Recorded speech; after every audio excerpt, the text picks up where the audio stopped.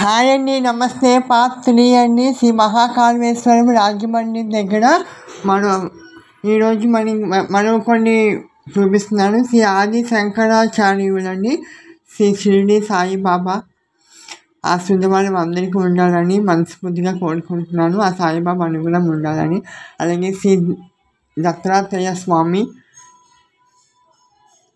శ్రీ వాసవి మాత, కళింగ వైష్ణవి కులదేవత శ్రీ వాసవి మాత, శ్రీ జ్యేష్ఠాదేవి మాత అమ్మవారి ఆశీర్వాదాలు అందరికీ ఉండాలని మనస్ఫూర్తిగా కోరుకుంటున్నాను.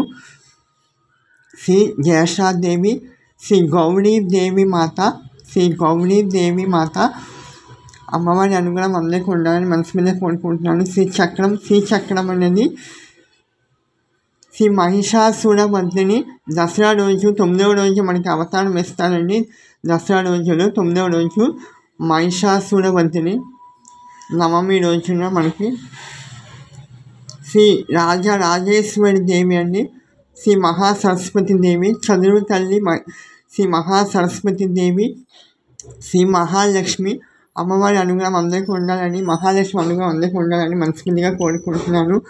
అక్కాచెల్లెలకి, అన్నాచెల్లెలకి శ్రీ లలితా త్రిపుర సుందరదేవి, శ్రీ లలితా త్రిపుర సుందరదేవి మాతాయ నమః. శ్రీ అన్నపూర్ణదేవి కాశీలో వెలిసిన శ్రీ అన్నపూర్ణదేవి, అన్నముకి కొలువు ఉండదు, అన్నపూర్ణదేవి అందరికీ ఇస్తుంది. శ్రీ అన్నపూర్ణదేవి మాతాయ నమః. శ్రీ గాయత్రీదేవి శ్రీ గాయత్రీదేవి, శ్రీ బాలా త్రిపుర సుందరదేవి 3వ రోజు దసరా రోజుల్లో 3వ రోజు మనకి అవతారం ఇస్తారండి. ఏ గుళ్ళో అయినా సరే శ్రీ బాలా త్రిపుర సుందరదేవి, శ్రీ పార్వతీదేవి మాతయే నమః.